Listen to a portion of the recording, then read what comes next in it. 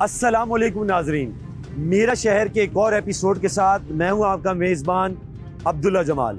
नाजरीन, कराची पाकिस्तान का सबसे बड़ा शहर है, लेकिन इसके मसले भी उतने ही बड़े हैं। और जब बात यहाँ पर चोरी और डकैती पर हो तो कराची वाले इस वक्त शदीद अजियत का शिकार हैं। घर से मोबाइल लेकर निकलें तो छिन जाता है, सड़क पर चलें तो कोई डकैत आता है, राजन आता है, मोबाइल और वॉलेट लेकर चले जाता है। गाड़ी अच्छी रखें तो चोरी हो जाती है, बाइक नहीं लें तो वो भी छिन जाती है। और इस तरह के कई मामलात इस शहर में मुस्तकिल हो रहे हैं। आज के शो में हम ऐसे ही वाक़ियात आपको दिखाएंगे और मुतल्लिका हुक्काम के पास जाएंगे, उनसे मौक़िफ़ लेंगे कि कब तक कराची वाले ये जुल्म सहते रहेंगे। हमारे साथ रहिएगा। नाज़रीन, इस शहर में खून की होली खेली जा रही है। एक 23 साल का नौजवान, सिर्फ उसको इसलिए हलाक और शहीद कर दिया जाता है कि उससे स्नैचर मोबाइल मांगने आए थे। ये कहने को एक वाक़या लगता है, पर पूरा ख़ानदान उजड़ चुका है। एक 23 साल का नौजवान, उसकी क्या गलती थी कि इस शहर में रहना, मोबाइल ना देना। उनके वालिद साहब हमारे साथ मौजूद हैं, हम वालिद साहब से बात करते हैं। अस्सलाम वालेकुम। वालेकुम अस्सलाम भाई। अंकल, आपका गम, आपका दुख जो आपने खोया है, ये सिर्फ आप समझ सकते हैं, आपके अलावा कोई नहीं समझ सकता। लेकिन 23 साल का नौजवान, साथ जिंदगी के ख्वाब थे, आगे बढ़ना था, बहुत से अरमान थे। इस बेहिसी, इस जालिम माशरे की नजर हो गया। बेशक नहीं। आप किससे इंसाफ मांगेंगे? सर, जो इंसाफ देने वाले इदारे हैं, ख़ास तौर पे गवर्नर सिंध, ख़ास तौर पे वज़ीर आला सिंध और IG, DIG और जो भी ज़िम्मेदाराना अफराद हैं, गवर्नमेंट के सरकारी जो भी कानून नाफिज करने वाले इदारे हैं, उन सब के तमाम बड़े ज़िम्मेदार अफसरान से मेरी गुजारिश है कि खुदारा अब बहुत हो गया। अब इससे पहले कि कोई अवाम बददिल होकर कानून हाथ में ले, इससे पहले खुदारा मज़ीद घर उजड़ने से बचा लें, मज़ीद माओं की गोदे उजड़ने से बचा लें, मज़ीद किसी कपील को तबाह लाश में बदलने से बचा लें कि उसका पूरा कुंबा तबाह हो जाता है, जिसका कपील एक ही हो और वो कपील मारा जाता है दहशतगर्दी की। उसमें साद वाहिद कफील था। साद हमारा वाहिद कपील था और वाहिद सारा था। हम एक किराए के मकान में रहते हैं और वो बेचारा किराए के लिए, बच्चों की फीसों के लिए, राशन के लिए डबल जॉबें करता रहा है। बीच में एक जॉब अभी 2 दिन पहले ही उसने छोड़ी थी और बाइकिया की राइड उठाना शुरू की थी। पार्ट टाइम में वो बाइकिया की राइड उठाता था। बस वो किसी तरह भी जो है वो ऑफिस से फारिग होकर राइड उठा के गुलिस्तान जौहर राइड छोड़ने गया था। राइड छोड़ने के बाद उससे माँ का रब्ता हुआ है। माँ से उसने बोला कि मैं राइड छोड़ने आया था, मैंने अपने पेट्रोल का खर्चा निकालने के लिए यहाँ पे राइड लेके आया था। मैं 20 से 25 मिनट में आ रहा हूँ, मैं राइड छोड़ चुका हूँ, अब वापसी घर की तरफ आ रहा हूँ। 20 से 25 मिनट में मैं पहुँच जाऊँगा इंशाल्लाह कि, और आप खाना गर्म करके रखें, हम सब मिलके खाना खाएंगे साथ। बस वो इतनी बात उसने की है। 27 सेकंड उससे मेरी कॉल पे बात हुई है। 7:30 बजे का टाइम था और उसके 20 मिनट बाद मेरे पास कॉल आती है कि ये आपका बच्चा है साद अनीस। तो मैंने बोला जी मेरा ना, मैं आप उनके वालिद साहब बोल रहे हैं अनीस अजमल खान? मैंने कहा जी बिल्कुल, मैं उनके वालिद बोल रहा हूँ। तो आप जो है, आपके बच्चे का एक्सीडेंट हो गया है, हम उसको जिना लेके जा रहे हैं, आप फ़ौरन जिना पहुँचें। बस इतनी कॉल आई है अननोन नंबर से, अननोन मैन से। बस वो कॉल आई है, बाद में पता चला कि वो थाने से कॉल गई है, 4 फैसल थाना से कॉल गई है, उन्होंने ही जिना पहुंचाया हमको। बस इतना है। हम जिना पहुंचने के बाद बहुत देर तक परेशान होते रहे, हमें नहीं मिलने दिया जा रहा था। बाद में पता चला कि वो एक्सपायर हो चुका है, उसकी डेड बॉडी लाई गई है। और जब वो सामना किया है, उस वक्त सबके सारे बंधन टूट गए हमारे कि हमारा बेटा इस दुनिया में नहीं रहा। दरिंदों ने उसको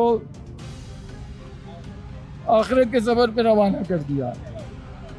मैंने किस तरीके से फिर उसका पोस्टमार्टम अपने सामने कराया, फिर उसके बाद मैंने उसको गुसल दिया अपने हाथों से, फिर उसके बाद उसको लहद में उतारा आज दोपहर जोहर के टाइम पर। आप यकीन करें किसी अल्लाह ताला किसी भी बाप को जो है इस ऐसे ऐसे हालात से नफरत आजमाने या इतनी बड़ी आजमाइश ना दे। अल्लाह ताला हिम्मत दे और किसी भी घर को इस तरह उजड़ने से बचा ले अल्लाह ताला। मैं चचा हूँ उनका, मुझे ये समझ में नहीं आती 48 घंटे हो गए हमारे बच्चे को गए हुए। कानून नाफिज करने वाले इदारे वजीर आला सिंध ये हुकूमत क्या कर रही है? अभी तक कोई नहीं पकड़ा गया है, कोई किसी की कोई खबर नहीं, कोई बंदा नहीं आया सामने, जबकि आपके पास सारी तस्वीरें मौजूद हैं, सब कुछ है, वीडियो हैं। हमारा बच्चा चला गया है यार, खुदा के लिए हम पे रहम करो, हमें जो है इंसाफ दिलाओ, हमें इंसाफ चाहिए, हमें सिर्फ इंसाफ चाहिए। कल को किसी की गोद ना उजड़े, किसी माँ की गोद ना उजड़े, किसी का घर इस तरह बर्बाद ना हो जैसे हमारा पुलिस हुआ अफसर है। ने आपसे रब्ता किया? हमसे पुलिस अफसर क्या रब्ता करेंगे, कुछ बता ही नहीं रहा हुआ क्या है, किसी को कुछ पता ही नहीं है क्या कानून। उसकी ये गलती थी, वो पाकिस्तान में पैदा हो गया, वो कराची में रह रहा था, ये गलती थी उसकी, ये हुकूमत हमें मिली है, ये हमें कानून नाफिज करने वाले इदारे मिले। हमारा जवान बच्चा चला गया यार, हमारा कबील चला गया, पूरे घर का करतर धरता चला गया, उसको कोई देखने वाला नहीं है, कोई पूछने वाला नहीं है कहाँ है। 48 घंटे हो गए हैं पूरे, कोई हमें खबर नहीं मिल रही है कहाँ गए बंदे, किधर गए, कब आएंगे, कब पकड़े जाएंगे, कोई बताए तो सही। कोई जिम्मेदार हमसे नहीं मिला, एक सिपाही तक ने हमसे किसी ने राब्ता नहीं किया। कोई तो कम से कम हमें कोई खबर दे, कोई तो कोई प्रोग्रेस की खबर दे कि कोई हमसे ये कहा गया था कि 24 घंटे में इंशाल्लाह हम कातिल पकड़ लेंगे, लेकिन अभी तक ना किसी ने हमसे राब्ता किया है, ना कुछ 24 घंटे, 48 घंटे से ज़्यादा हो रहे हैं। नाज़रीन, यहाँ पर मामला कुछ यूँ है कि एक बच्चा जिसकी शहादत को 48 घंटे हो चुके हैं, किसी सन्नाटे में नहीं हुई, बीच रोड पर जौहर मोड़ पर एक मेहनती लड़का जो घर का वाहिद कफील था, घर वालों का सहारा था, 6 महीने बाद उसकी शादी होनी थी, जॉब कर रहा था, राइड का इंतजार कर रहा था, सड़क पे डकैत आते हैं, उसको मार के चले जाते हैं। यहाँ पर सीएम साहब, आईजी साहब, एडिशनल आईजी साहब के लिए सवाल है कि 48 घंटे गुजरने के बावजूद किसी भी पुलिस अफसर ने, मुतल्लिका अहकाम ने इनसे राब्ता नहीं किया है, FIR दर्ज करने के लिए भी राब्ता नहीं किया है। 48 घंटे गुजर चुके हैं, उसके घर वाले सिर्फ एक मुतालबा कर रहे हैं, ना वो आपसे भीख मांग रहे हैं, ना वो पैसे मांग रहे हैं, वो सिर्फ ये कह रहे हैं कि कातिल पकड़े जाएं और उन्हें सजा दी जाए, ताकि मुस्तकबिल में किसी और बाप को ये गम ना सहना पड़े, किसी और घर वालों को ये गम ना सहना पड़े कि घर का वाहिद कफील जो मेहनत करके रिस्क हलाल कमाना चाहता था, जिंदगी बनाना चाहता था, कराची की सड़कों पर इस तरह अपनी जान दो बैठा। नाज़रीन, साद के बचपन के दोस्त, रिश्तेदार हमारे साथ हैं। जाहिर सी बात है, एक बड़ा हादसा है, लेकिन मजमूई तौर पर एक शख्स जब दुनिया से चला जाता है तो वालिदैन, बहन भाई, लेकिन उसके दोस्तों पर क्या असर पड़ता है। शहर में आपके साथ बैठने वाला, उठने वाला, साथ बड़ा होने वाला शख्स जब आपके दरमियान किसी वजह से नहीं होता तो आपको किस तरह फील होता है, ज़रा हम आपको बताते हैं। साद आपका बचपन का दोस्त था? बिल्कुल ऐसे ही, गैदरिंग फ्रेंड्स हम। गैदरिंग फ्रेंड्स था, बिल्कुल साथ ही होता था मुश्तकिल? बिल्कुल ऐसा ही, रमज़ान, रोज़े, सहरी, इफ्तारी तकरीबन हमारी बाहर होती थी और साथ होती थी। अच्छा, साथ मेहनती लड़का था बहुत? साथ मेहनती लड़का इतना था कि वो 24 और 7 के अंदर 3 जॉब्स करता था। वो पार्ट टाइम कॉल सेंटर भी करता था, उसका इंपोर्ट और एक्सपोर्ट की कंपनी के अंदर वो एक अच्छी डेजिग्नेशन पे था, और अपना पेट्रोल कन्वेंस निकालने के लिए वो बाइक और इनड्राइव चलाता था, ताकि मैं अपना वो पेट्रोल बचा सकूं, क्योंकि उसकी 3 सिस्टर्स थी जिसकी किफ़ालत की जिम्मेदारी उसकी थी, एक छोटा भाई था, उसकी सारी एजुकेशन की जिम्मेदारी उसकी थी, घर का बिजली का बिल और घर किराए का था तो उसकी रेंट की जिम्मेदारी भी सारी साथ के ऊपर थी, और ये साथ अकेला ये 3 जॉब्स करके मैनेज करता है। तो मेहनत का अंदाज़ा आप लगा लें उस लड़के की। यानी उस तब ने अपनी जिम्मेदारी की वजह से शौक को मार दिया था? तकरीबन मार दिया। एक मैं अपने दोस्तों भी कह रहा था, अक्सर हम ऐसा होता था कि उसको तंग करते थे, यार चाय पिला दे, तो कहता था कि यार मेरे पास पैसा नहीं है, तो तमदिया जुमला कहते थे मजाक में, जो दोस्त कहते हैं कि तेरी मैयत की बिरयानी खाएंगे बेटा, सारे पैसे वहाँ से पूरे कर लेंगे। तो वह जुमला ना बड़ा चुभता है कि क्यों बोल दिया वो। तो वो कहीं फजूल खर्ची नहीं करता था, कहीं फजूल खर्ची नहीं करता था कि यार कहीं मेरे बहन भाइयों का बजट मेरी वजह से ख़राब ना हो जाए। 7 की इस महीने शादी थी अक्टूबर में, और अपनी शादी उसने आगे डिले की कि मैं बहन की शादी भी साथ कर दूंगा ताकि खर्चे कम हो सके। तो वो बहुत चेक एंड बैलेंस के साथ चलने वाला लड़का, क्योंकि वो जानता था कि अगर उससे कुछ हो गया तो सब बर्बाद हो जाएगा। आज गवर्नमेंट से मेरा सवाल है कि जो भी मामलात हैं उसके घर वाले तो नहीं कहेंगे, आप मुझे बताएं कि उन 3 बहनों की शादियां कौन करवाएगा, उस छोटे भाई की फ़ीस, इनके घर का रेंट, इनके घर का किराया, बिजली के बिल, ये कौन पे करेगा। तो मेरी एक रिक्वेस्ट भी निगरां हुकूमत से, निगरां वज़ीर आज़म से, कामरान टिसूरी साहब से, कि उनके वालिद साहब के लिए कम से कम ऐसे रोज़गार की कोई मामलात बनाए दें ताकि वो अपनी ब्रेड एंड बटर को कंटिन्यू कर सकें। देखिए, आप मीडिया आया चला गया, इदारे आएंगे चले जाएंगे, कोर्ट में केस जाने के बाद क्या कोर्ट की सिचुएशन होगी आप बेहतर समझते हैं। इनके घर का चूल्हा कैसे चलेगा, उसके बारे में भी हुकूमत सोचे। ये हुकूमत रियासत माँ है, ये माँ की जिम्मेदारी है, ये कोई एहसान नहीं करेंगे वो ये काम करके, ये रियासत की जिम्मेदारी है, रियासत माँ है। और आज अगर औलाद बेलावारिस है, बेसहारा है, तो सहारा कौन देगा, रियासत देगी। सर ये उनका हक है, ये उनको मिलना चाहिए। आपका दोस्त था, भाई जैसा था। इस शहर में साथ के अलावा भी कोई भी अब महफूज नहीं है। बिल्कुल ऐसा ही। ठीक है, आप मुझे ये बताएं, क्या आप खुद को इस शहर में महफूज समझते हैं? नहीं, मैं बिल्कुल, मैं क्या, कोई भी अपने आप को इस वक्त इस शहर में महफूज नहीं समझता। जो हालात यहाँ के हुए हुए हैं कि बंदा अगर बाहर निकले तो उसको यही खौफ रहता है कि यार रात का टाइम हो गया है, अब बंदा बस अब कोई लूट लेगा, अब कोई लूट लेगा। और यही समझे हमारे दोस्त साथ के साथ भी हुआ। वो तो बेचारा अपनी जॉब से जौहर की एक राइड उसने ड्रॉप करी, वहाँ से सेकंड राइड ड्रॉप कर रहा था घर आने के लिए, वहाँ पे बैठा हुआ था, राइड का इंतज़ार कर रहा था। पीछे से स्नैचर आता है, पीछे से हाथ डाल के उसका मोबाइल छीनता है। वो ये समझा कि शायद कोई ऐसी रोड पे जैसे पर्स छीनने वाले स्ट्रीट स्नैचर्स जो होते हैं, बिल्कुल, तो वो उस तरीके का कोई स्नैचर था, इसलिए साथ ने एकदम से मोबाइल छोड़ा नहीं, वो उसके पीछे पीछे रहा है। वो मोबाइल खींच रहा है अपनाने के लिए, साथ अपना बचाने के लिए मोबाइल बचा रहा है। इतने में उसने उसको फायर मारी है और वो चले गया। मुश्किल से समझे 4 सेकंड में कार्रवाई हुई है। तो अब आप बताएं, इस तरीके के जब मामला हैं तो महफूज तो इस कराची में कोई नहीं है ना। मैं क्या, कोई भी नहीं है। जब इतनी पब्लिक प्लेस वाली जगह पर, मेन जौहर मोड़ पर ऐसा वाक़या हमारे दोस्त के साथ हो गया, हमारे साथ का उठना बैठना, मतलब बस हम बता नहीं सकते कि हम शायद हमने 2 दिन से अपने पेट में एक लुकमा भी नहीं डाला है। हमारी वो कैफियत है कि बस हम दुआ कर रहे हैं, सिर्फ उसके लिए जा रहे हैं, उसकी कब्र पर जा रहे हैं, 2-2 घंटे 3-3 घंटे बैठ कर आ रहे हैं, इतनी तिलावतें कर रहे हैं, खिरात कर रहे हैं, अपनी तरफ से कोशिश कर रहे हैं। बस हमारी यही है अपील कि हमें सिर्फ इंसाफ दिलाया जाए। और ख़ास तौर पे अपना क्या कहते हैं, गवर्नर सिंध से मेरी रिक्वेस्ट है कि उनको क्या कहते हैं, बस मेरे दोस्त को इंसाफ दिलाएं, ताकि बस अल्फाज नहीं है, अल्फाज कहते हुए भी मैं अभी हिचकिचा रहा हूँ, मुझे रोना आना शुरू हो गया। तो महफूज तो कोई नहीं है इस कराची में। ये बताएं कि एक साथ ज़ख्मी हुआ, ठीक है, और आप लोग बता रहे हैं कि साथ जब ज़ख्मी हुआ तो लोगों ने वीडियो बनाना शुरू कर दी, लेकिन उसको अस्पताल नहीं पहुंचाया। एक तो डकैत राहजन उसको गोली मार के चले गए, उसके बाद सबसे बड़ी जिम्मेदारी लोगों पर ये थी कि उसको अस्पताल लेके जाएं, उसको लेकर नहीं गए। अब इस शहर में गोली लगने से पहले या गोली लगने के बाद भी कोई महफूज है? कोई ये दुआ कर सकता है कि मुझे कुछ होगा तो अस्पताल लेके जाएंगे लोग? बिल्कुल नहीं, यहाँ पे जो है कोई भी महफूज नहीं है। मेरा तो, अगर आप पर्सनल मुझसे पूछे तो मेरा यहाँ पे पाकिस्तान की हुकूमत से बिल्कुल भरोसा उठ चुका है। मेरा तो अपना ये है कि यहाँ पे जितने भी आजकल के नौजवान हैं वो तो यही सोच रहे हैं किसी तरह जो है यहाँ से जिंदा भाग जाए। यहाँ पे जिंदा नहीं बच सकता बंदा। कराची के जो दंदनाते फिर रहे हैं, कौन जिम्मेदार है? इसका जिम्मेदार हुकूमत है। भाई आपने जो इलीगल वेपन्स इतना अलाउ क्यों किए हुए हैं, आप उसके ऊपर कार्रवाई क्यों नहीं करते? इलीगल वेपन्स ला कहाँ से रहे लोग, इतना काम कैसे कर रहे हैं? और क्राइम होने के बाद जो है आप वहाँ पे पहुँचते हो तो क्या फायदा? इसको पहले से कंट्रोल करें ना आप लोग। पहले से उसको कंट्रोल में क्यों नहीं ले रहे? क्राइम होने के बाद पहुँचने का क्या फायदा? बंदे की जान तो चली गई है ना।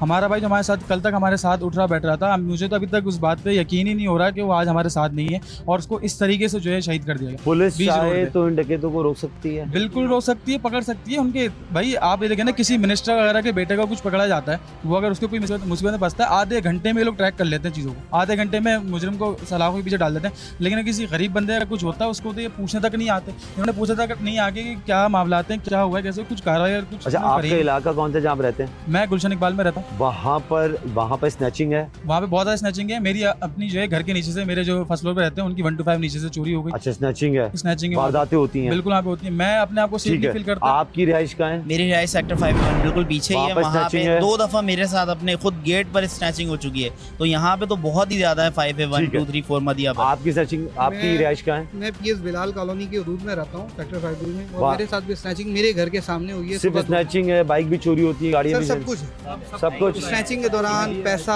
मोबाइल, कैमराज, ठीक है। जो लड़के बेचारे रात को वीडियो का काम करते हैं, जो फोटोग्राफर्स हैं, उनके कैमरे चले जाते हैं, उनका तो रोजगार ही चला जाता है। ठीक है, आप कहाँ रहते हैं? मैं भी अजमेर नगरी थाने की हदूद में रहता हूँ। अभी रिसेंटली हम लोगों का स्नैचिंग है इस इलाके में बहुत है। यहाँ पे तो हम लोगों का अभी रिसेंटली मोबाइल छीना, बहुत ज़्यादा स्नैचिंग है। बहुत ज़्यादा स्नैचिंग। सिर्फ स्नैचिंग है, ड्रग्स भी है? इतना नहीं कह सकते उसका, गाड़ी लेकिन चोरी होती है, गाड़ी चोरी होती बाइक है, चोरी बिल्कुल, होती बाइक है, चोरी हो जाती है, ये सारी चीजें हो रही हैं, बिल्कुल है, बिल्कुल है, कोई रोकने वाला नहीं कोई है। रोकने वाला नहीं। कराची के आप किस इलाके में रहते हैं? कराची के पीले स्कूल 5B3 के इलाके में वहाँ वारदातें हैं, वारदातें बहुत हैं। पिछाले रोड पे भी काफ़ी वारदातें हैं। खाली मोबाइल छीनते हैं, मोबाइल भी छीनते हैं, पैसे भी ले जाते हैं, और दूसरी ज़रूरत की चीज़ें होती हैं वो भी ले बाइक जाते और हैं। गाड़ी। बाइक भी ले जाते हैं, गाड़ी भी ले जाते हैं। और अगर सामने वाला कुछ 19-20 भी करता है, अगर उसके पीछे भागने की कोशिश करता है तो उस पर गोली भी चला देते हैं। अभी पीछे एक होटल पे भी जो है ना वाक़या हुआ था। पुलिस कुछ कर रही है इस हवाले से? हाँ यार, हमें तो अभी तक तो कुछ नज़र नहीं आया, पेट्रोलिंग नजर आ रही है? ऐसा कुछ भी नहीं। रात को जब निकलते हैं तो क्या ऐसा होता है कि 10 जगह पर पुलिस खड़ी नजर आए? भाई पुलिस खड़ी भी होती है तो हम जैसों को ही तंग करती हैं। अच्छा, जो असल कर रहे हैं उनको नहीं हाँ रोकते? भाई, हम जैसों को तंग करती हैं। हम हमारे साथ जो है ना वो तंग करती है, बोलने लगा भाई लाओ कागज, लाओ शनाख्ती कार्ड, लाओ लाइसेंस, लाओ भाई चेक इन करी, लाओ भाई कोई गुटखा निकल गया, कोई चीज़ निकल गई, लाओ भाई दे दो 1000 दे दो, 500 दे दो, 2000 दे दो। अच्छा, इसी तरह जो वारदात करने वाले भी हैं वो भी 500-1000 रुपये दे के? हो भी सकता है। आप थाने गए कभी? थाने अक्सर जो है ना जाते रहते हैं। थाने में पुलिस का रवैया कैसा होता है? बस रवैया ऐसा होता है कि मकसद के तौर पर कुछ सीधे तरीके से कोई बात नहीं करते हैं। सीधे तरीके से बात नहीं करते? कोई तरीके से आदमी बात वैसे ही नहीं परेशान करता। होता है। एक हमारी जेब से अगर कोई शनाख्ती कार्ड गुम हो जाता है या हमारी कोई जेब कड़ी जाती है, हमारे पैसे भी चलेगा, हमारी शनाख्ती कार्ड भी चलेगा, हम उसकी एफआईआर कटवाने के नहीं जाते हैं। उल्टा वो बोलते हैं पहले पैसे दे दो बाद में एफआईआर करो। कराची महफूज है? कराची कहाँ महफूज है, हालात बहुत खराब हुए पड़े हैं कराची के अंदर। क्या हालात खराब है? अल्लाह में आप देखें ना, कोई दिहाड़ी करके आ रहा है, किसी रात में कोई लड़के आते हैं, किसी वक्त कभी मार जाते हैं, कभी छीन जाते हैं, कभी ले जाते हैं। बड़ा कुछ पुलिस का तो कोई निजाम समझ में नहीं आता यहाँ पे। अच्छा। पुलिस की नफरी घूम रही होती है, मेरा खुद मोबाइल चोरी हो चुका है इस चक्कर में। ठीक है, खाली मोबाइल चोरी हो रहा है या गाड़ियाँ भी, बाइक भी? नहीं, गाड़ी बाइक वगैरह तो ये तो है ही रूटीन में है, तो किसी वक्त भी ले जाते हैं। ठीक है। मोबाइल के अलावा दुकान से अगर कोई कॉस्मेटिक की दुकान है, कोई कॉस्मेटिक का सामान तक ले आ रहे हैं। ठीक है। कोई चाय वाला, चाय की पत्ती वगैरह वो सब उठा के ले जाते हैं। मतलब वो तो पैसा वगैरह तो अलग है, अब तो सामान भी ले जा रहे हैं ताकि बिल्कुल कंगाल हो जाए। पुलिस तो कह रही है कि हमने नाके बहुत लगाए हैं, खुद ही लगाए, अपनी खुद ही घूमती होगी बैठ के, हमें तो कोई सपोर्ट नहीं नजर आती। अच्छा, जिस वक्त ये डकैत दंदनाते हुए फिर रहे होते हैं उस वक्त कभी पुलिस नजर आई है? नहीं आई। मैंने रहमानी मोड़ पे ये भी आ गए यहाँ पे, ठीक है। मेरी दुकान पे डकैती पड़ी। ठीक है। मैं यहाँ से थाने चला गया जब तक पुलिस तो मुझे नजर नहीं आई, और वहाँ पे एफआईआर काटा तो गाड़ी नहीं रहे वहाँ पे। अच्छा, हाँ, जब थाने में जाते हैं जी तो पुलिस का रवैया कैसा बहुत होता है? बेकार है, कोई बात भी नहीं करती, सीधे मुँह होता हूँ किसी भी वक्त चले जाए? हाँ, किसी भी यानी आदमी जो परेशान है और परेशान हो जाए। हकीकत बात है, और इतनी मुश्किल करते थे तो जिंदगी के क्या वो आदमी जाए नहीं, वो डरता फिर क्या हम सरकार दर्द मानू यहाँ पे। पुलिस अच्छी हुई है या और बदतर हो गई? बदतर हो गई है पहले से ज्यादा, बहुत ज्यादा बदतर हो गई है। कोई सपोर्ट नहीं है, तहफ़्फ़ुज़ का एहसास नहीं होता? कुछ भी नहीं होता। कराची में वारदातें हो रही हैं? वारदातें तो हो रही हैं भाई, वारदातें हो रही हैं वारदातें हो रही हैं। पूरे कराची में या मखसूस इलाकों में? नहीं, कराची में काफ़ी इलाकों में हो रही है, यानी कि मखसूस इलाके नहीं, काफ़ी इलाकों में हो रही है। कोई महफूज है शहर में? ये तो नहीं कह सकते, आए दिन डकैती चोरियाँ होती रहती हैं। थाने कभी गए आप जिंदगी में? थाने नहीं। कराची में लोग महफूज हैं? नहीं, महफूज बिल्कुल भी नहीं। क्यों महफूज, यानी वजह क्या है, महफूज क्यों नहीं है, क्या ऐसा जा रहा है? जराइम की वजह से और दूसरी महंगाई की वजह से। अच्छा, जराइम में क्या क्या है? जराइम में जैसे चोरी, डकैती हाँ, आम है, बिल्कुल लूटा मारी खुलेआम हो रही है। खुलेआम। पूरे कराची में या मखसूस इलाकों में? नहीं, पूरे कराची में है, पूरे कराची में, कोई कराची इनको का हर एरिया में। रोकने वाला, लगाम देने वाला है? रोकने वाली सिर्फ पुलिस है, रोकती है? नहीं रोक। कभी आप थाने गए? नहीं, मैं कभी था थाने का सोचकर खौफ का एहसास होता है या सुकून बिल्कुल मिलता है? नहीं, सुकून नहीं मिलता। खौफ का एहसास होता है। क्या खौफ होता है? ये खौफ होता है कि हम जाएंगे अपनी रिपोर्ट लिखवाने या किसी मसले के लिए, हमारे लिए मसला बन जाएगा। ठीक है। सड़क पे कभी पुलिस ने रोका है? बिल्कुल रोका है, कैसा कल ही रोका है। कैसा रवैया होता है? बहुत सख्त रवैया होता क्या कहते हैं? है। दो और जाओ। क्या क्या बोलते क्या? चाय पानी दो, क्या हाँ, दो? चाय पानी दो, क्या लेके जा रहे हो, कहाँ ठीक से है। आ रहे हो, ऐसा होता है। अच्छा, दोगे नहीं तो जाओगे नहीं आगे। पुलिस तो कह रही है कि हमने नाके इतने लगाए हुए हैं, कोई निकल नहीं सकता, डकैत बच नहीं कहाँ सकता। पे लगाए मैंने? नजर आ रहे हैं नाके? नहीं, कहीं नाके नहीं लगे। नाजरीन, अहले खाना के हवाले से बातचीत आपने सुनी। अब हम उस जाए वक़ुआ पर मौजूद हैं जहां पर साथ के साथ हादसा हुआ था और वो हलाक हो गया। अस्सलाम वालेकुम। अच्छा, आप ये बताइएगा, जिस वक्त ये साथ के साथ हादसा हुआ आप इस जगह मौजूद थे? नहीं, इस जगह पे नहीं था। ठीक मैं है। अपनी जगह पे बैठा था। जब फायर की आवाज़ आई बिल्कुल। तो हमने पलट के देखा तो जब तक इसको गोली लग चुकी थी, ठीक है। वो यहाँ आके गिर गया इस जगह पे। सही है, इस जगह पर। और नाक से वगैरह से खून जा रहा था, वो मुर्गी वाला भी साथ में था मेरे। ठीक है। हम लोग यहाँ आके देखते रहे, मगर जाहिर है बेबसी के आलम में हम क्या कर ठीक सकते है। थे। बहरहाल वो जो करना था वो अपना काम करके भाग गए होंगे बंदे। अच्छा, यहाँ एम्बुलेंस आ गई वक्त पे? एम्बुलेंस, यही तो रोना है कि एम्बुलेंस के लिए लड़के भेजे हमने यहाँ से, और भी लड़के खुद भी अपने तौर पे भी गए। यहाँ पे झमघटा लगा हुआ था, सब सिर्फ लोग तमाशा देख रहे थे, मगर एम्बुलेंस वाले नहीं आए। 15 से 20 मिनट लग गए। वो कह रहे थे कि मरकज से आएगी तो फिर मतलब हमें इत्तला आएगी तो हम आएंगे। कुछ दिनों पहले यहाँ पर एक लड़का शहीद हुआ, बिल्कुल मोबाइल स्नैचिंग, बिल्कुल मोबाइल नहीं दिया उसको मार के चले गए। बिल्कुल। तो ये पहला वाकया है या इलाका गैर महफूज हो चुका है? गैर महफूज, पूरा कराची गैर महफूज हो गया सर। अच्छा, जौहर मोड़ का इलाका है, जी जी बहुत मसरूफ इलाका है, जी जी, यहाँ भी वारदातें होती हैं? बहुत ज़्यादा होती हैं। अभी कुछ टाइम पहले दोस्तों के साथ जौहर मोड़ पे मेन होटल में बैठा हुआ था अपने दोस्तों के साथ, आए 2 लड़के आए, दिन दिहाड़े मोबाइल छीन के ले गए सबका। वक्त क्या था? रात के 10 बज रहे थे। अच्छा, ये मामले यहाँ पर वारदातें सिर्फ चाय के होटल पे होती हैं या किसी के साथ भी हो जाती हैं? सर घर के अंदर घुस जाते हैं यहाँ पर? जी जी अच्छा, यहाँ पर लोग ये कह रहे हैं कि आप मेन रोड पे मोबाइल लेके जा रहे हो, जी जी। कोई भी आएगा बाइक पे मोबाइल लेके चला जाएगा, सही है? सर आप 5 मिनट रुके, आपका कैमरा ना चले जाए, ख्याल करें बस। यहाँ ये मामला आता है? जी जी। नाजरीन, 23 साला साद जिसको जौहर मोड़ के करीब शहीद किया गया, पहले हम उसके अहले खाने के पास गए, फिर जाए उकुआ पर गए, और जब थाने पहुँचे इशारा फैसल तो इन्वेस्टिगेशन ऑफिसर ने कहा कि FIR दर्ज हो चुकी है, हम अभी तहकीकात कर रहे हैं, फिल वक्त हम मौक़िफ़ नहीं दे सकते। जब हम थाने में आए तो साथ के वालिद साहब भी मौजूद हैं, आइए उनसे बात करते हैं। अच्छा, ये बताइएगा कि FIR दर्ज हो गई है? जी FIR दर्ज हो गई है, ठीक है। और इंशाल्लाह जल्द ही कैफे किरदार तक पहुंचाया जाएगा इनको, यही उम्मीद दिलाई गई है हमें। तफ्तीश शुरू हो गई है? तफ्तीश शुरू हो चुकी है। आप तफ्तीश से मुतमईन हैं? बिल्कुल, अभी तक तो मुतमईन है कि बहुत तेज़ी से तफ्तीश बढ़ रही है आगे, लेकिन ये है कि हमारे पास इस वक्त कोई मालूमात इस किस्म की नहीं है, ठीक है, कि जिस पे हम यकीन से कह सकें। 12-6 दिन हो चुके हैं, आज 6ठा दिन है, और हमें पूरी उम्मीद है कि जिस तरीके से ये बता रहे हैं तफ्तीश आगे बढ़ रही है, तो बहुत जल्द मुजरिम गिरफ्तार कर लिया। अच्छा, आपका कानून नाफिज करने वाले इदारों से क्या मुतालबा है? सर एक ही मुतालबा है कि जितनी जल्द से जल्द हो सके कि इसको मुजरिमों को या इन दरिंदा सब्र लोगों को जो लोगों के घर उजाड़ते हैं उनको अंजाम तक पहुंचाया जाए, कैफे किरदार तक पहुंचाया जाए।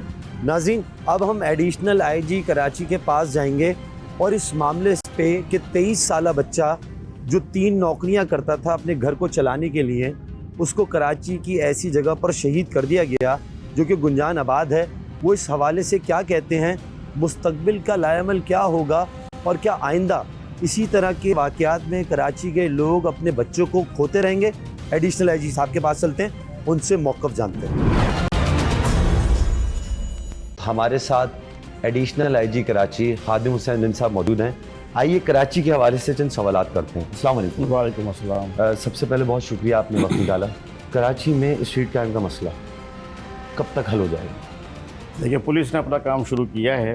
जब आए थे तो ये समझ लें कि कोई 12 से 15 रोज़ डेली स्ट्रीट क्राइम्स में ज़ख्मी होकर हॉस्पिटल्स पहुंच रहे थे। आज की जो सूरत हाल है, सिर्फ छोटी सी कंपैरिजन दे रहा हूँ आपको। 12 से 15 स्ट्रीट क्रिमिनल ज़ख्मी होकर हॉस्पिटल पहुंच रहे हैं। 2 से 3 एवरेज जो है वो डेली लोग ज़ख्मी हो रहे हैं। ये तो है एक शॉर्ट उसको जो कंपैरिजन। पुलिस ने अपना काम शुरू किया है नई टीम ने, और उसमें proactive policing, snap checking, shine force की डिप्लॉयमेंट, हॉट स्पॉट्स, और उसको जो है वो हमारी रेंजर्स के साथ भी इस पर मीटिंग हुई है कल। हॉट स्पॉट्स को आइडेंटिफाई करना, उनकी टाइमिंग्स, उस हिसाब से फिर वहाँ पे जो है वो प्रोएक्टिव पुलिसिंग करना। उसके रिजल्ट्स ही आए हैं कि करीब कोई 190 के लगभग एनकाउंटर्स हुए हैं, लाइव एनकाउंटर्स। गुज़िश्ता 1.5 महीने की बात बताता हूँ, या थोड़ा कम, 1.5 महीने से भी 1 महीना 10 दिन।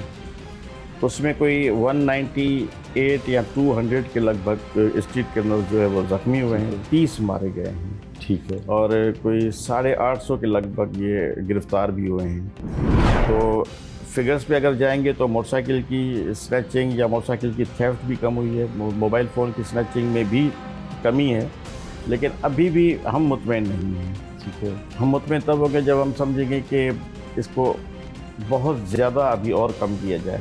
लेकिन इम्पैक्ट आना शुरू हो गए हैं स्ट्रीट क्राइम पे, जो खुले आम जिस तरह वो काम हो रहा था वो चीज़ें नहीं हो रही, लेकिन अनफॉर्चुनेट इंसिडेंट्स हो जाते हैं। एक बच्चा जैसे मोबाइल स्नैचिंग हो रही थी पर जौहर में, बिल्कुल उसकी हुई, ऐसे केसेस हुए हैं। लेकिन ये भी बता दूं कि एग्जैक्टली ऐसा केस एक और हुआ था सऊदाबाद में, और बाद में पुलिस ने इन्वेस्टिगेशन की, वो एटीएम से कैश लेके निकल रहा था तो उसकी मोबाइल भी स्नैच करने की कोशिश की, कैश भी स्नैच की, फिर उसको गोली मार दी।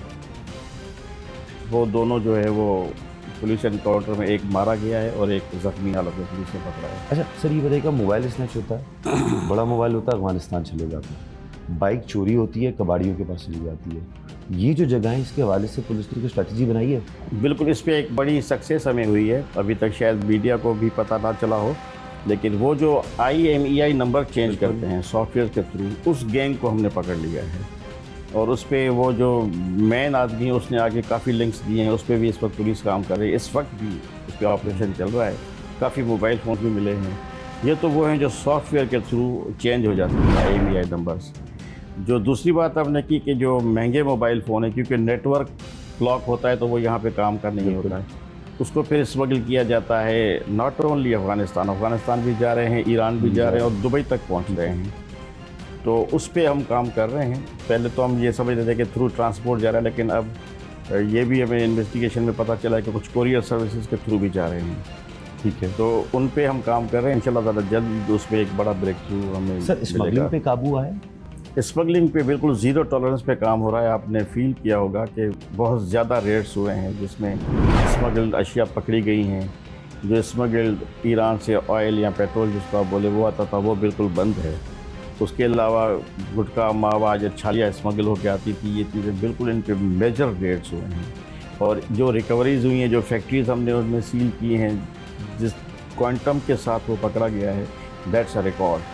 अच्छा sir, with all due respect, gutkha mawa अभी भी आप कराची के इलाकों में जाएं, शायद फ़रोख्त होता नज़र ना आए, लेकिन हर शख्स नहीं, बिल्कुल मैं ये नहीं कहूँगा कि नहीं हो रहा। देखिए प्रॉब्लम क्या है, प्रॉब्लम ये है कि आप सप्लाई को तो कंट्रोल कर रहे हैं, लेकिन डिमांड मौजूद है। बिल्कुल, वो जो मैनपुरी खाता है उसको मैनपुरी चाहिए। ये हुआ होगा कि सप्लाई कम हुई है तो उससे चीज़ें महंगी हुई होंगी, लेकिन वो जो फैक्ट्रीज़ जिनको क्रैक डाउन किया गया फैक्ट्रीज़, अब लोगों ने अपने अपने घरों में वो चीज़ें रॉ मटेरियल्स लेके बना के छोटे पैमाने पे वो काम हो रहा है। उसको भी ख़त्म करने के लिए डेफिनेटली थोड़ा टाइम लगेगा। लेकिन देखिए प्रॉब्लम ये है कि जब तक डिमांड मौजूद है तब तक सप्लाई कहीं ना कहीं से आ जाती है। कराची में बहुत रास्ते हैं एंट्रीज के। अच्छा सर, आपके तजर्बे से हम सीखना चाहते हैं, क्या ऑर्गेनाइज क्राइम पुलिस की सरपरस्ती के बगैर मुमकिन है? नहीं है मुमकिन। ऑर्गेनाइज क्राइम जो बड़े लेवल पे होता है वो पुलिस, अनफॉर्चुनेटली ऐसा होता है कि जो पुलिस होती है उसमें उसकी कनाइवेंस होती है। जुआ के अड्डे हो जाएं, प्रोस्टिट्यूशन डेंस हों, मंशियात के अड्डे हो जाएं, वो सारे पुलिस की ऑर्गेनाइजेशन के मतलब ऑर्गेनाइज क्राइम जो होता है उसमें पुलिस लेवल पे कुछ ना कुछ कहीं ना कहीं पे कोई क्या ये बात सपोर्ट। ठीक है कि SP लेवल से नीचे जितने रैंक हैं वो आपसे बड़े खफा हैं? मैं नहीं समझता कि ये बात ठीक होनी चाहिए, क्योंकि देखिए SHOs जो है वो मेरिट पे लगे हैं। फर्स्ट टाइम ऐसा हुआ है कि वायरलेस पे ऐलान किया गया कि जिसको SHO लगना हो वो आ जाए। काफ़ी ऐसे SHOs लगे जो फर्स्ट टाइम लगे, कभी उनको चांस नहीं मिला। DSPs की आप बात करेंगे तो आउट ऑफ 51 30 ऐसे DSPs SDPOs लगे हैं जो पहले कभी SDPO नहीं लगे। ठीक है, तो this make 60% of total postings. तो मेरिट पे पोस्टिंग्स की गई हैं। मैं नहीं समझता कि उनको खफा होना चाहिए। हाँ, अगर कोई खफा है तो उसके अपने कोई वेस्टेड इंटरेस्ट अगर डिस्टर्ब हो रहे हैं तो वो भले खफा हो, और अगर कोई इसी के वेस्टेड इंटरेस्ट डिस्टर्ब हुए हैं तो उसको ये यकीन कर लेना चाहिए कि उसको उन इंटरेस्ट में कोई भी आगे चल के कोई गेन नहीं होने वाला, वो खफा ही रहे तो बेहतर है। अच्छा, इस टेन्यूर से पहले जो ट्रांसफ़र पोस्टिंग होती थी, क्या ये बात ठीक है कि वो ट्रांसफ़र पोस्टिंग सियासी बुनियादों पर पैसे ले दे के किसी की पसंद नापसंद? मैं इस पर कोई भी कमेंट नहीं कर सकूँगा, क्योंकि नहीं कर नहीं सकता मैं, मुझे नहीं पता इन चीज़ों का, क्योंकि मैं था नहीं उस सिस्टम में। तो आई डोंट नो कि किस तरह होती थी। मेरे ख्याल में पहले भी ऑफिसर्स ने मेहनत की है। बहुत बड़ा शहर है, इसको पुलिसिंग करना जो है वो आसान काम नहीं होता। ऑफिसर्स ने मेहनत की है, हम भी मेहनत कर रहे हैं, तो हर कोई अपने अपने ऐसे का काम करता है। ठीक। अच्छा, अफसरान तब्दील हुए हैं, नई टीम आई है, लेकिन एक चीज़ अपनी जगह है, वो है थाना कल्चर। आवाम का जो सबसे करीबी ताल्लुक़ होता है वो थाने से होता है। ट्रू। लेकिन बहुत माजरत के साथ अभी भी जो थाना कल्चर है वो पुराने का पुराने ही है। वक्त नहीं देते? देखिए बिल्कुल, ये जो वक्त की बात आप बहुत इम्पोर्टेंट बात है, ये हमने भी फील किया है और हमारी ऑब्जर्वेशन है। लेकिन एक चीज़ जो चेंज हुई है, मैं चाहूँगा कि लोगों को ये बात पता होनी चाहिए कि ये मैंडेटरी कर दिया गया है हर SHO के लिए कि वो कम से कम 2 घंटे डेली थाने में बैठेगा और लोगों से मिलेगा, ताकि ये शिकायत दूर हो जाए कि SHO टाइम नहीं देता, मिलता नहीं है। ना सिर्फ ये बल्कि SHO ने थाने के बाहर बोर्ड लगाया हुआ है, उस बोर्ड पे अपनी टाइमिंग्स बताई हुई है कि ये फ़लाँ 2 घंटे, बेशक 4 से 6 बजे तक हो या 5 से 7 हो, 8 से 10 हो, लेकिन वो 2 घंटे वहाँ पे SHO मौजूद होगा, उसको चेक भी किया जाएगा और लोगों को जो थानों पे जा रहे हैं वो ये चीज़ नोट भी कर रहे हैं। आपके प्रोग्राम के तवज्जुह से बाकियों को भी पता चल जाएगा कि अब इस तरह की चेंज है कि हम लाए हैं। नॉट ओनली ये अवेलेबल होगा, पुलिस को ये सख्ती से बताया गया है कि उनका बिहेवियर बेहतर हो। कोई फ़र्क नहीं पड़ता अगर आप अस्सलाम वालेकुम कहते हैं, कोई फ़र्क नहीं पड़ता उसको आप चेयर ऑफ़र करते हैं, कोई फ़र्क नहीं पड़ता आप उसको एक पानी का गिलास ऑफ़र करते हैं। ये चीज़ें कुछ भी कॉस्ट नहीं करती। आपका अच्छा बिहेवियर होगा, अच्छा आपका कंडक्ट होगा, तो जो भी आपके पास आता है, थाने में जो भी आता है परेशान होता है, वो आता है ना, कोई भी अपनी मर्ज़ी से नहीं आता। किसी की चोरी हो गई है, किसी के साथ झगड़ा हुआ है, किसी का कोई प्रॉब्लम है, तो कम से कम उसको इमीडिएटली तो आप आपका बिहेवियर तो ऐसा हो ना कि वो थोड़ा रिलीफ फील करे। इसमें आपसे गुजारिश करना चाहूँगा, ठीक है पुलिस वालों का बिहेवियर ठीक नहीं है, लेकिन जो अपने थाने का हाल है उनके लिए सही वॉशरूम नहीं है, सड़कों पर दिन भर खड़े होते हैं, हेपेटाइटिस के मसले अलग हो जाते हैं। पुलिस के वेलफेयर के हवाले से, क्योंकि माशरे का हिस्सा है, उस हवाले से कोई स्ट्रैटेजी बनाई है? ये बहुत इंपॉर्टेंट पॉइंट आपने टच किया है। पुलिस के जो बिहेवियर्स है उसके रीजंस क्या हैं, आपने खुद ही बता दिया कि रोडों पे खड़े होते हैं 12-12 घंटे की ड्यूटीज़ तो ऑफिशियली कर रहे हैं, लेकिन ये ड्यूटी कभी कभी ड्यूटी ओवर 16 घंटे 20 घंटे तक भी चले जाते हैं। प्लस जो उनके अपना जो वेलफेयर है, उसके जो सूरत-ए-हाल है, उसमें वो परेशान है। जब एक आदमी खुद परेशान होता है तो वो उसका कंडक्ट, उसका बिहेवियर, वो भी उसके तबीयत पे भी उसका असर पड़ता है। उसके लिए जो है वो बहुत ज़्यादा ज़रूरत है इस पे काम करने की। गवर्नमेंट को हम ये रिक्वेस्ट भी की हैं और गवर्नमेंट इस पर काफ़ी हमें हेल्प भी कर रही है। लेकिन जो बात आपने की कि बाथरूम सही नहीं है, बिल्डिंग्स जो है वो ख़राब हैं, उसका मैं आपको बता दूं कि कराची के 107 थानों में से 65 थाने ऐसे हैं जिनके लिए हमने गवर्नमेंट को लिखा है, ठीक है, इनकी बिल्डिंग्स को जो है वो नया किया जाए, नया बनाया जाए, क्योंकि उनकी हालत बहुत ही ख़राब है।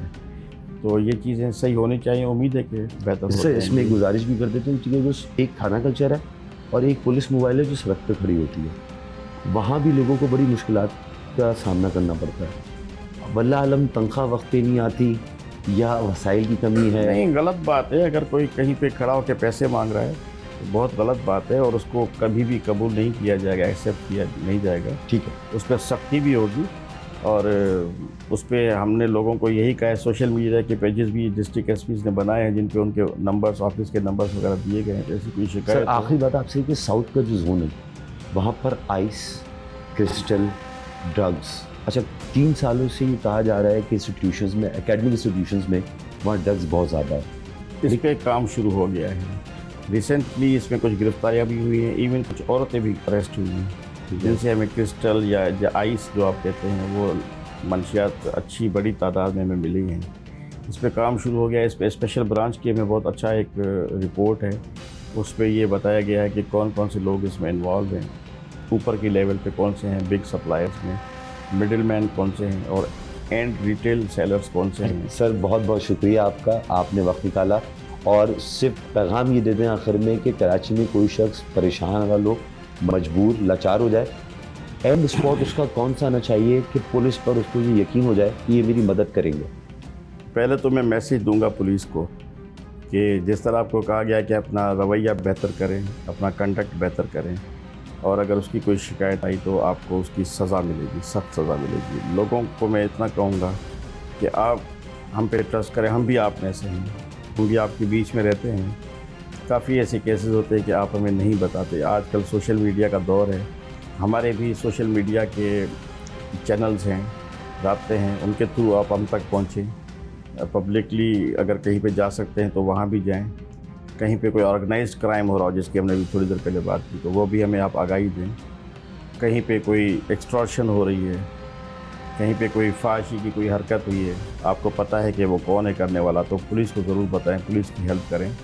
हम आप में से हैं और हम आपकी सिक्योरिटी और आपके तहफ़्फ़ुज़ के लिए यहाँ पे जॉब कर रहे हैं, काम कर रहे हैं। Thank you very much. बहुत शुक्रिया सर आप। लेकिन इस वक्त भी वो ये मुतालबा करते हैं कि उसके कातिलों को पकड़ा जाए और कैफे किरदार तक पहुँचाया जाए।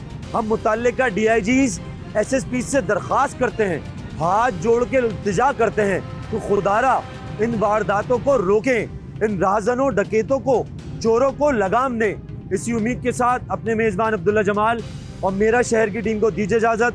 अगले एपिसोड में फिर हाजिर होंगे। जब तक के लिए खुदा हाफ़िज़।